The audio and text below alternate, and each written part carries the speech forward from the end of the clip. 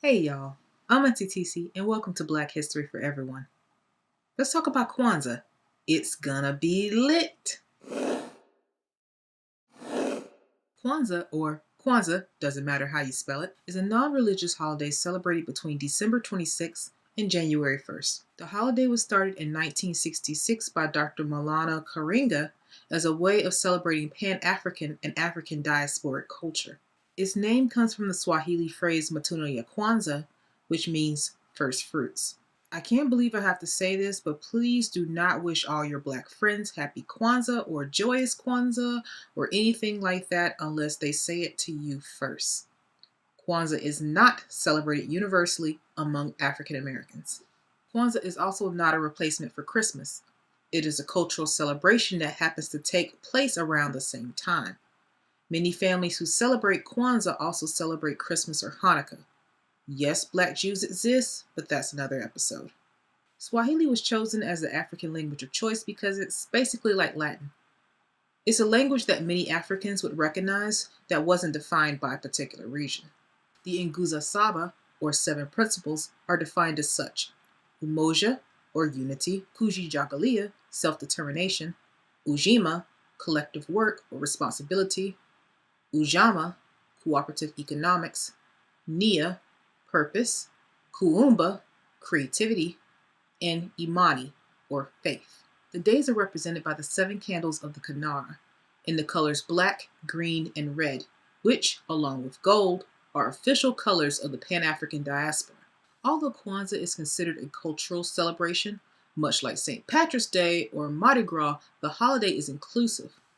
While you probably shouldn't walk around in a dashiki, non-Blacks are welcome to join into Kwanzaa's activities. Just leave your potato salad at home, Karen. One thing non-Black Americans may find fascinating about Kwanzaa is its focus on the collective rather than the individual.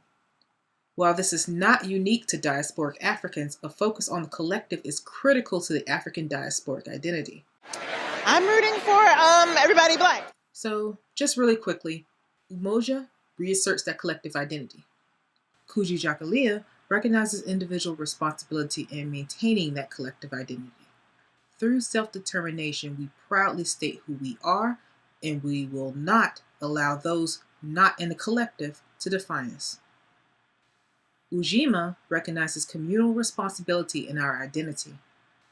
This can mean things like supporting educational programs, telling our histories, and performing community outreach. UJAMAA is an interesting one, and sometimes it feels out of place, but most Black people define this as taking economic control over our own communities. You know, buy back the block. So if UJIMA is setting up community gardens, UJAMAA is supporting Black-owned businesses and financial institutions. Of course, this is easier to do in a place like Atlanta than in Utah. Also, I should note UJAMAA is more about mom and pop stores, not Walmart. So support local, small Black businesses. Nia. Why are we here? What is your individual purpose within the collective? And what is the purpose of the collective?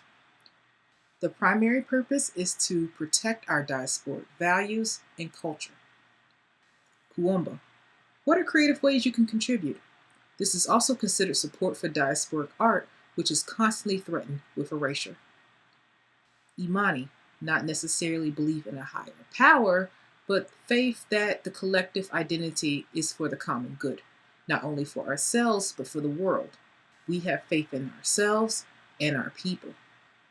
At the end of Kwanzaa, you get to have a feast called Karamu and presents called Zawadi.